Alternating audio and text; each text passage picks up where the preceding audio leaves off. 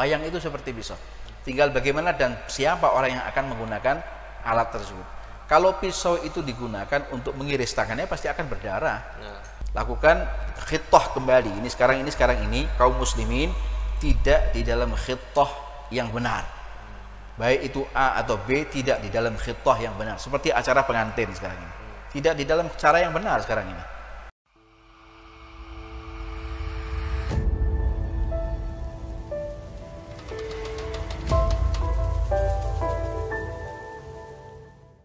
Ya Habib, saya orang Jawa nih, suka wayang ya Habib. Bagaimana tobat profesi sebagai dalang katanya Habib? Nah, wayang dari Jawa Tengah kebanyakan. Iya. Gini, sebetulnya sejarah wayang ini, kalau ini duduk Habib Shalih Al-Jufri akan mengerti betul tentang sejarah wayang ya. Tapi selayang pandang, saya juga pernah mendengar dari beberapa orang yang pernah menerangkan tentang masalah sejarah wayang. Jadi asal muasal wayang itu kan dari kata wayang itu kan orang sebetulnya.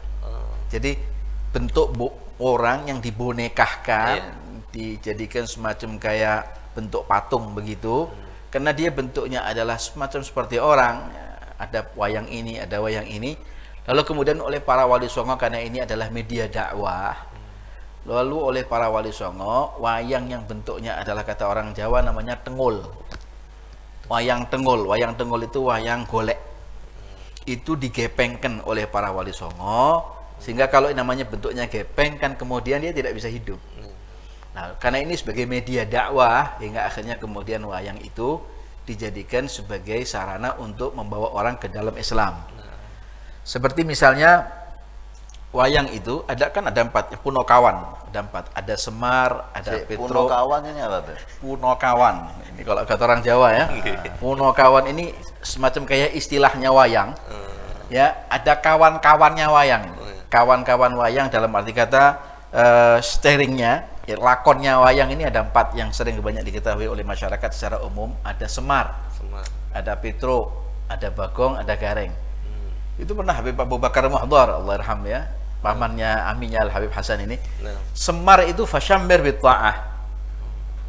Petro itu adalah apa? Fatrukil ma'asi. Ya, Bagong itu boh.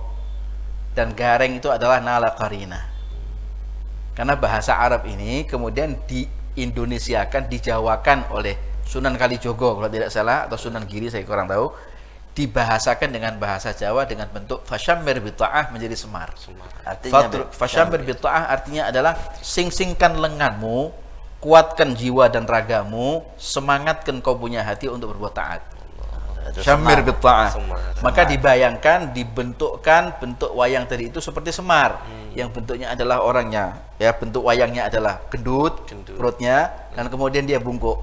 Nah, itu menandakan orang yang suka ruku, sujud, nahan lapar, suka puasa, dan sering menasihati orang. Fasyammir bi ta'ah, dia nggak tanggung-tanggung kalau berbuat taat.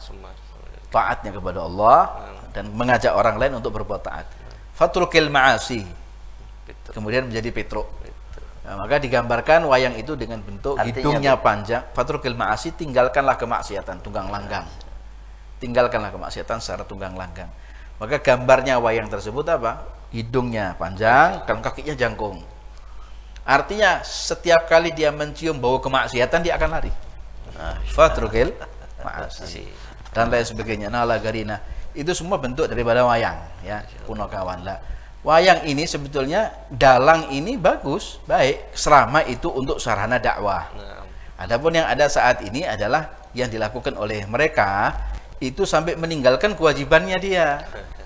Bahkan sampai kemudian menjadi sarana kemaksiatan yang ada di dalamnya. Seperti misalnya dengan cara mencaci orang, dengan cara yang tidak baik, atau dengan omongan-omongan yang kurang pantas, atau barangkali mungkin yang disebutkan di dalam sana adalah kebohongan-kebohongan, atau hal-hal yang rusuh. Ya, belum lagi nanti kemudian yang melihat adalah campur laki perempuan. Nah, saya kira mungkin bentuk sarana ini harus dirubah, karena ini adalah bentuk yang sudah dibangun oleh para wali songo untuk sarana dakwah sebetulnya. Seperti sekaten, itu sarana dakwah. Sekaten itu diambil dari syahadatain.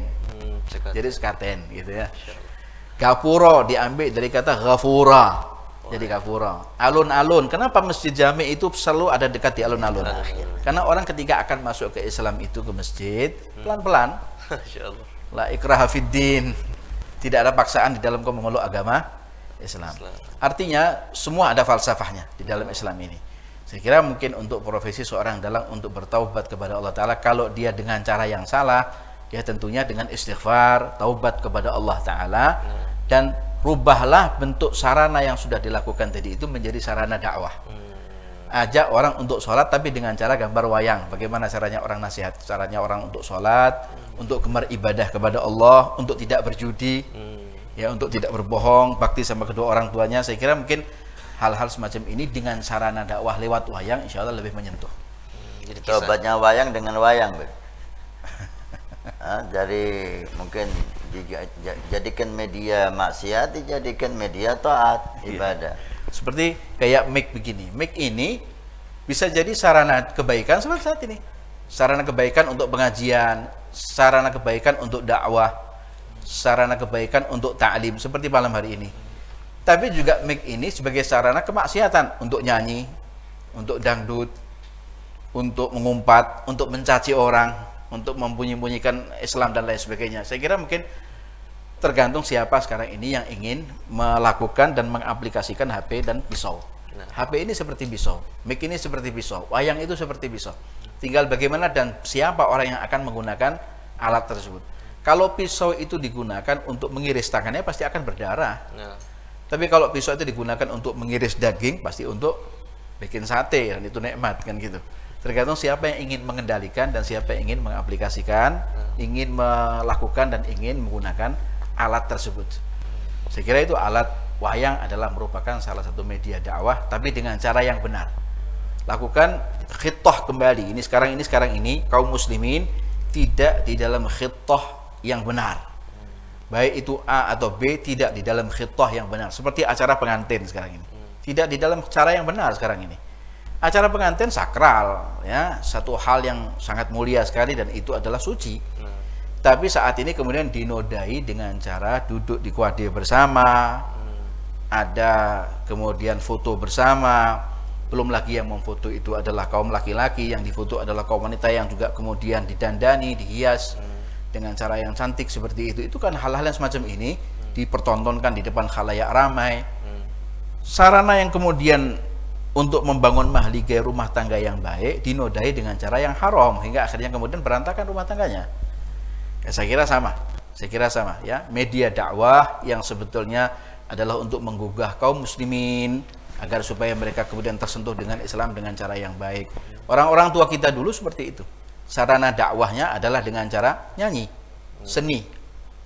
Ada cara seni ukir, seni kaligrafi, seni dakwah, seni tulis, ya, seni suara dan lain sebagainya. Banyak dengan cara dakwah, tidak hanya lewat podium atau lewat mimbar atau lewat ceramah-ceramah agama, tapi juga bisa dengan sarana qasidah, ya, dengan sarana apa itu namanya, tulis menulis di atas kitab, di atas kertas kanvas, atau dengan ukir-ukiran atau dengan foto.